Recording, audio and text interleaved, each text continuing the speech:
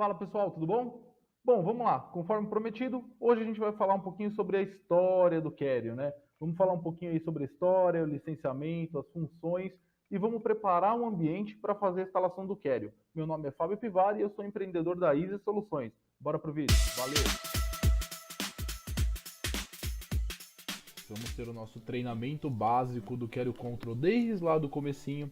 O que é que você tem que fazer, como é que você tem que preparar o ambiente, o que você tem que fazer de download, quais as opções que você tem para fazer o download do Kerio Control, em qual hardware você vai ter que instalar, como você vai ter que instalar nesse hardware. Então hoje é o nosso curso, na verdade um treinamento, né, básico do Kerio Control. Então muito obrigado por estarem assistindo o treinamento, certo? Então vamos lá. Primeiramente, temos aqui a história, para quem não conhece ainda do Kerio Control. Antigamente, lá em 97, ele era chamado de Inhouse Pro, certo? E ele foi originalmente criado para ser só um roteador nativo para Windows. E aí, com o passar do tempo, o pessoal foi agregando features novas em cima desse roteador. E hoje, como a gente conhece, ele é o Kerio Control, tá? Ele mudou de nome ali em meados de 2010, que ele pegou base, ele se baseou, na verdade, em cima de Linux, certo? E parou de atender a parte de Windows. E aí o nome já mudou para Kerio Control. E lá em 2011 foi criado os boxes dele lá nos Estados Unidos. E aí, como a gente tentou importar esses boxers para cá e não conseguimos, a Easy Soluções criou o próprio box dela, que é o Easy Box. Então, temos o mesmo hardware aqui no Brasil, muito semelhante com os Estados Unidos, com praticamente a metade do preço da importação, se você for ver. Bom, eu queria falar um pouquinho para vocês como é que funciona a parte de licenciamento, porque eu sei que a maioria aqui é técnico, mas para a gente disseminar essa parte de licenciamento, é legal deixar bem claro como é que funciona. Então eu vou dar um exemplo aqui de licenciamento para vocês entenderem, tá? Então o meu exemplo vai ser com 5 usuários de licenciamento. Então, Fábio, eu comprei 5 usuários. Quantos usuários eu posso ter no Kerio? 5 usuários logados. O que quer dizer isso? Quer dizer que se você tiver uma base de filtro ou com web filter ou filtragem de conteúdo na mão mesmo e tiver 5 usuários logados, seja ele pelo AD, tá?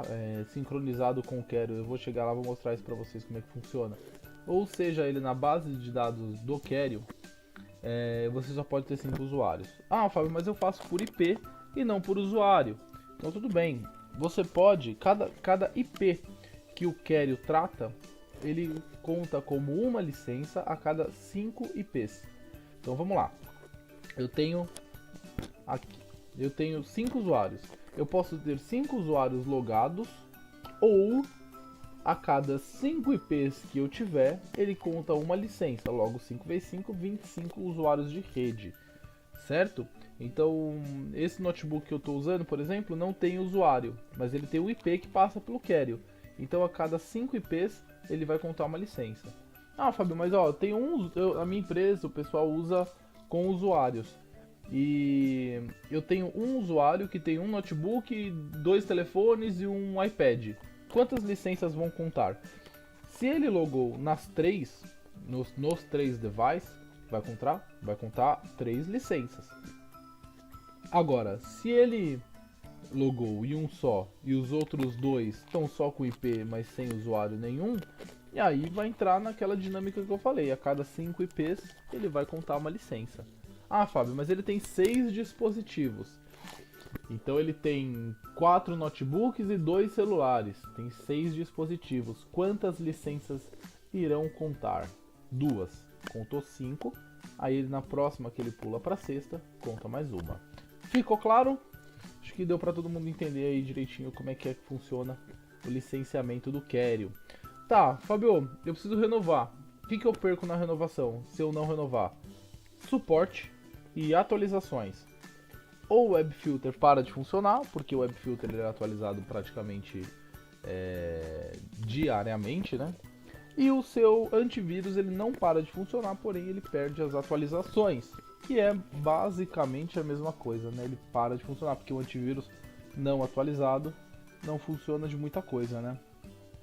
Bom, acho que agora ficou clara a parte de licenciamento. Ah, Fábio, quantos por cento do carry, do valor do carry é para renovação? 45%, tá? 45% do valor do software é o valor de renovação anual. Bom, as principais funções do Carry Control, ela se encontra como firewall, roteador, DHCP, filtro de conteúdo, DNS forward, inspetor de protocolo, que a gente vai falar dele mais pra frente, filtros MAC, bloqueio de IP, blacklist. Ele tem uma infinidade de features para você conseguir aí trabalhar em cima da sua empresa, certo? Eu não falei aqui, mas eu estou vendo aqui agora, balanceamento de carga também. Balanceamento de carga é uma das coisas que é mais requisitada, vamos dizer assim, né? Que é de suma importância. A gente vai ver também o balanceamento de carga assim que a gente instalar o Carry e aí começar a administrar ele. Bom, outras features do Carry, tais como o filtro de conteúdo, que é restrição da URL por intervalo de tempo, restrição full, categorias de URL, alerta administrativos, né? Então se o Firewall vai vencer a licença, se está com vírus em alguma máquina, esse tipo de coisa, né? Então ele tem realmente uma infinidade de coisas que a gente vai ver coisinha por coisinha hoje aqui, tá? Bom, instalação e configuração. Requisitos mínimos do sistema. Todo mundo sabe que o Carry, por ele trabalhar em Linux, você praticamente consegue instalar ele em qualquer máquina, tá? Isso aqui que eu estou mostrando para vocês é realmente o requisito mínimo para ser instalado. Mas ele roda em máquinas menores, para você ter ideia, tá? Mas isso aqui é para você ter uma máquina boa para se trabalhar, vamos dizer assim, tá? Então, como ele é em Linux, ele precisa de muito pouco espaço para conseguir se instalar, então um HD de 8 GB já suporta 1 GB de RAM, porque realmente ele é muito leve, e aí 2 placas no mínimo, que uma é LAN e a outra é WAN. Ah, Fábio, mas eu tenho 3 WANs. Eu posso ter uma LAN e 3 WANs? Sim, pode.